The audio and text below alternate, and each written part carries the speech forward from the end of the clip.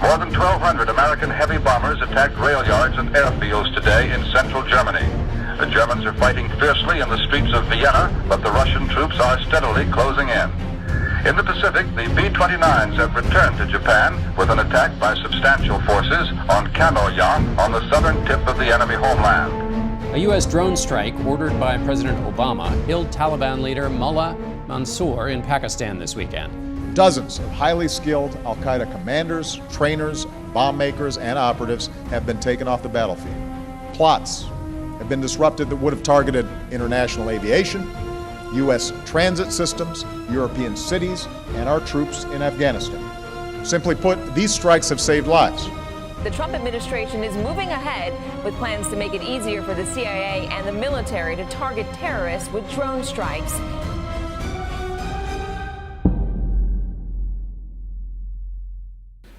To a large extent, people criticize the strategic bombing campaign for being too excessive, for killing too many civilians, for wiping out cities, and not really being militarily very effective. And the evidence for this is that the Germans were fighting ruthlessly up until the very end of the war, and their economy hadn't stopped either. So up until the very end of World War II, the strategic bombing campaign hadn't really significantly halted German ability to wage war. But what the counter-argument to that is, the Germans had to put so much money and so much man-hours and so much productive capability into anti-aircraft weaponry and into their own aircraft fighter interceptors that they wouldn't have had to do otherwise.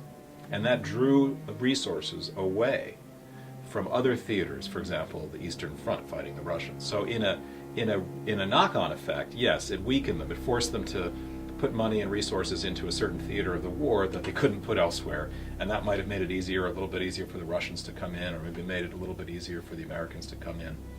Another factor is that the strategic bombing campaign forced the Germans to engage the United States in the air, and eventually Americans and the British wiped out the German Air Force. Now, why is that important? Because on D-Day, June 6, 1944, the Americans landed in France, and they had total supremacy in the air. And that's one of the reasons that our invasion of France was so successful. So in these second-order effects, yes, the strategic bombing campaign contributed to the outcome of the war. But remember, we're talking about the loss of anywhere between 600,000 and 1 million lives. So it came of civilian lives. So it came at a very, very high price. Strictly speaking, did the strategic bombing campaign help end the war against Japan? No. If you include the atomic bombs, then the answer is, well, yes. We know that the use of the atomic bombs pushed the Japanese towards agreeing to surrender. But it's not clear at all that the strategic bombing of the cities, especially using incendiary weapons, was the factor that made them surrender.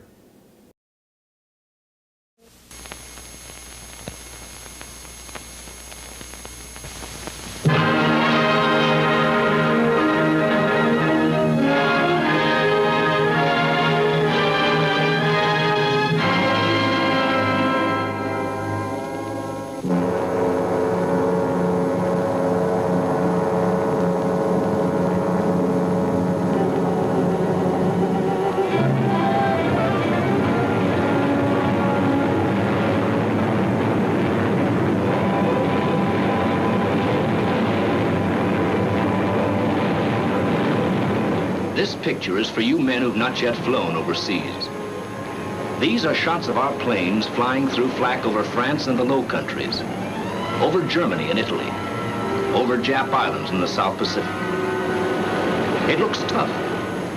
It is tough. This is no attempt to minimize the danger of flak. The gunners are good, particularly the Germans. Their weapons and methods are good. Good enough to lay a shell on a plane 5 miles up, flying 300 miles an hour. Nevertheless, we've got a higher percentage of planes coming back now. The Norden bomb sight was a major invention of the later part of the Second World War, and it was basically an onboard computer so that the bombers, the American bombers flying over Germany, could be more accurate, more precise in finding their targets and hitting their targets. Sounds great, right? That means we're going to have much better targeting. We won't hit any civilian casualties. Well, the Norden bomb sight was still a very primitive technology, so it couldn't work at night. That's a small issue. It doesn't work at night. So the Americans said, that's okay, we'll fly in the day. And so they did. They flew in the day. Sometimes it couldn't, Norden bomb sight didn't work so well if it was cloudy. So it was limited in what they could do. Then they believed it would allow them to be much more accurate. But in fact, it didn't allow them to be so accurate that it protected civilians. It just allowed them to hit a city a little bit more accurately. So it improved accuracy a small degree, not a great degree. Did it save lives, or did it change the way that they used strategic bombing? Not really. They oversold it to themselves. They believed it was going to transform their capabilities, and it really didn't. It was useful, but not transformative. The crucial point that you should know about, though, is that it was highly secret. The technology was cutting edge, so nobody talked about it in public. It was designed, and nobody wanted to know, their technology to be revealed to the enemy. So at the time, it was secret, and they didn't even share these new computers, the Norden bomb sight, with the British, their allies. So the technology was not sold to the public. It was something that was a carefully guarded secret. The U.S. and the British didn't have millions of soldiers to put on the ground. Their contribution was essentially the strategic bombing campaigns. One of the reasons that the Americans and the British wanted to do it was to show the Russians, we're helping to win the war too. And until we get our soldiers on the ground, and it's going to be a while, we're going to start hitting the Germans, and that's going to punish them. So that's our second front. We're helping you. Russians are fighting on the ground to liberate their own country, and they're liberating Poland and eventually in Germany. Meanwhile, the Americans and British are pushing from the west using strategic bombing.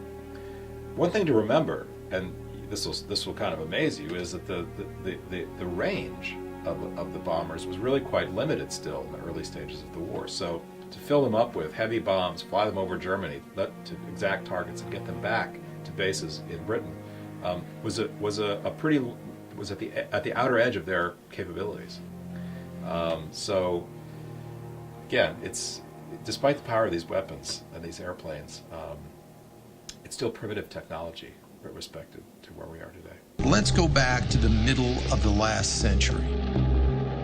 During World War II, it took on the order of months to assemble intelligence from a variety of different sources, whether it be airborne, on the ground, to assimilate that information and then determine what targets might be hit. Then it took hundreds of aircraft and literally thousands of bombs to go out and attack a target using that information that had been developed over a period of months. Today, with the capabilities all wrapped up into one vehicle, the Predators and the Reapers in particular, you can accomplish that find, fix, finish cycle in a matter of single-digit minutes. Strategic bombing campaign in World War II was designed principally to destroy German and Japanese cities. They were not designed to target individual war leaders or individual soldiers or individual criminals or individual terrorists. They were designed to destroy German and Japanese cities. There's no ambiguity about that. Why did American bombers and British bombers want to destroy German and Japanese cities? Because they felt that over time this would erode the Japanese and German ability to wage war. So you could make the argument, as the Americans and the British did, that strategic bombing was a way to end the war. It was a way to damage the economy so badly that Germany would collapse, and that Japan would collapse, and they would finally have to give up World War. They would have to stop fighting. But this caused enormous, just epic, jaw-dropping damage to the cities of Western Germany and, of course, to most of the major cities in Japan. The German bombing began, or the bombing of Germany began by 1942. And in Japan, it came relatively late in the war, but it was devastating, and it killed hundreds of thousands of people. We still don't really know exactly how many people were killed by U.S. and British strategic bombing. In Germany, probably 500,000. In Japan, hundreds of thousands. So maybe as many, if you add it all up, maybe 1 million people were killed by American and British strategic bombing. Now, against that, you set the use of drones, which are a new technology today, and of course, they're very, very, very different in every respect. Drones are designed to be very precise, to go after individuals who the U.S. government feels are a direct threat to the United States. The technology is remarkably precise. There have been civilian casualties as a consequence of dropping bombs on potential terrorists, but the difference is night and day. I mean, these are two separate ways of fighting a war that are dramatically different. Now, what's happened? Well, in the 70 years between these two events, the technology has changed. If Winston Churchill and Franklin Roosevelt possessed drones with cameras on them of the technology we have today, they would have loved to use them, but they didn't. So the technology was a blunt instrument that we had in 1944, 1945. Nowadays we have a much sharper, precise scalpel. So we're talking about two very different eras of war fighting, two very different kinds of tools of war. Prime Minister Winston Churchill initially embraced the use of strategic bombing because it was the only weapon they had that they felt was powerful enough to really start to bring the war home to Germany and Japan. But towards the end of the war, Winston Churchill started to get cold feet, and he began to say, "My God, what are we doing? Are we going to regret this forever? They'll hate us forever. We'll be thought of as war criminals for having killed so many civilians using this very blunt technology of bombing." And some people believe that indeed it was excessive and it crossed the line, broke the rules of war. So these are very controversial questions. The weapons that can be used operate with an air distance of less than 9 feet. You can put a weapon through a window-sized opening with ease. Drones don't have the gigantic capability to destroy an entire, an enemy from top to bottom, to erode their economy, to that kind of thing. The power of a drone lies not in its scale, in its size, but in its precision.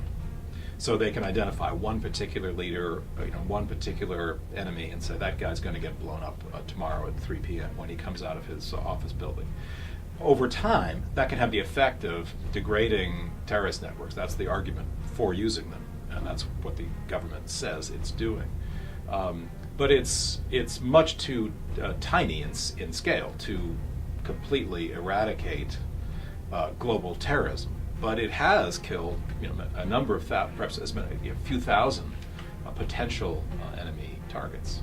The message that is sent to people who would potentially want to do America harm or participate in a terrorist network is, we have the technology, we can find you, and we can drop a bomb down your chimney and hit you while you're eating breakfast. We have that capability. So think twice before you get involved in a terrorist network. That's the message. So you could say it's very effective both as a direct military tool and as a means of sending a political message that the United States will come after you if you mess with the United States. Now I'm giving you the way that the U.S. Defense Department likes to talk about drones. They love drones because of all of these advantages. There are some problems with drones. One of the problems, I'll just mention this quickly, is that we don't often know who is the drone targeting and who has decided that that guy should be blown up while he's driving his Jeep across some patch of terrain in Afghanistan. Well, there's no court that has decided it. There's no legal process. So some people believe that drones are a kind of extrajudicial killing. That there's no court of law, there's no witness, there's no evidence isn't brought against these people, and the United States is just going out and executing them. So there's controversy surrounding the use of these weapons. And many people feel that even though they're smaller and more precise, there's a legal and moral question that surrounds them that is unresolved. Does it result in the sort of almost illegal killing of suspects who we don't even know if they're truly terrorists? Nowadays, basically, the determination to decide to drop a drone has to do with a certain pattern of activity, a certain signature, a certain kind of behavior. Well, that guy seems to move around in certain networks. He seems to have bad friends. He seems to be potentially a problem. Let's blow him up using a drone. Is that sufficient? Is that a sufficiently high level of threat? It's very, very difficult, and the president has to make these individual judgments. And in the Obama administration, he did. He used drones a great deal, and he made many of the specific approvals when the armed forces would ask him, can we drop a drone on this person? He would say, who is he? How much do we know about him? What detailed information do we have about him before he would approve it? So we're in a very different situation than we were in World War II. This is not a video game to them. There may be detachment at the highest political level because you're not putting Americans at risk. You don't have to go to Dover, all right, ever, because of drone operations. Right? The Americans are not going to die. And it is the most precise application of combat power in the history of armed conflict. It really is. Bad man, we know it. They're in the guest house. Is the family in the family quarters? Yes, sir, they are. All right. What weapon do you want to use? I want to use a GBU, 500-pound bomb. Show me, and we actually call it, show me the bug splat from a GBU. It is a red, yellow, green thing, and because it's not symmetrical, it does look like something hit your windshield, all right? We call it a bug splat. Show me the bug splat. And you can see red, anybody there's dead. Yellow, maybe. Green, they're okay. So you lay the bug splat on the target, which is the guest house, and you go, ugh, that's too high probability you're gonna hurt the family. Show me this with a Hellfire, smaller weapon, 10-pound warhead, not 500. And it's not coming this way, it can come that way, it's a missile. So you can direct its energy in a different direction. I'm pulling you through an operational model, but I just want you and everyone to understand how carefully this is done. So you say, all right, show me the Hellfire coming in from the northeast, where the energy then goes away from the compound. All right? And yeah, I like that one. That's good. Weapon is armed. What's that? Given the new circumstances, I think we should abort. You have numbered 4 and 5 on the president's kill list in your sights. You are putting the whole mission at risk because of one collateral damage issue? We were going after a guy named Abu Khabab al-Masri, who was the WMD chief for Al-Qaeda. He was along the Afghan-Pakistan border. It was a summer night. It was July or August 2008. And they sleep outside in the summer because it's so hot. And he was sleeping with family members, including a grandson, who was X number of feet away from him. And the decision maker had to make a decision as to do you or do you not take the shot. This was a guy who was really hard to find. He was really dangerous, and we had many people at risk trying to find him. And so the decision was made to use the Hellfire coming in from a direction that pushed the energy away from the family members and in the direction of Abu Khabab and his known entourage. And so the shot was taken. The grandson was unfortunately killed. Okay, and that's the kind of decisions people make on your behalf every day. They're not immoral, they're hard. They're under a lot of stress, that they too suffer some of the symptoms of post-traumatic stress disorder. And the reason for that is they have cameras on the drones. Of course, it's not just pressing the button, they're watching. And often the drone hovers above their target for a long period of time. Sometimes they wait until some civilians are out of the way, but it doesn't always work that way. And then after the explosion happens, the camera is still lingering on their target. And so they see the results of their bombing. They're actually watching as some of their targets are dying, or they see the terrible results. If they make a mistake and hit a wedding, which they keep on doing in Afghanistan, and dozens of civilians, women and children are killed, they watch, they see that. That's very different from World War II. Those guys flying the bombers over Germany never didn't have the technology to see the ground. You know, they didn't have cameras. So in a weird sort of way, despite the drone technology, they're still suffering. Pilots may be suffering more than they did in World War II. You've got the drone operator who's there over the compound, all right? And you've got an omniscient, God's eye, unblinking stare at this compound. And so you're looking at this one individual whom you're confident is willing us harm, is part of an opposing armed enemy force, all right? And you're watching him play with his kids, and you're watching him talk to his spouse, and you're waiting for him to get into that white SUV and to get at least 200 meters away from the compound so that your Hellfire doesn't have any stray fragments that harm the family. And you watch it for the duration. You may watch that for 6, 7, 8, 12, 15, 24 hours. Then he gets in the SUV and he drives off, and then you kill him. Right? That is a deep emotional strain on the human beings we collectively have asked to do this on behalf of our defense. Unlike fighter pilots who train for a minimum of 2 years, remote pilots learn to fly their increasingly automated drones in less than one. The FAA did a study recently that showed that pilots with real flight experience in manned aircraft are actually worse UAV pilots than those that have no flight experience and really come in off the street. You actually bring in a skill set that you don't need and a set of expectancies that you shouldn't have when you're flying a UAV if you came from a manned aircraft. So the Air Force is taking officers off the street with no flight training and putting them through the program, and they've been very successful. Isn't drone warfare the answer to the proportionality question? Because we can use drones to kill 1 or 2 terrorists.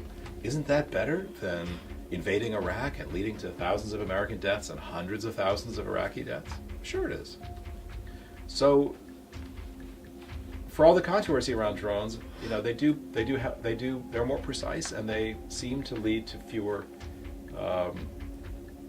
civilian deaths. Now, any civilian deaths is a tragedy, and so we have to say, gosh, maybe we shouldn't use them at all.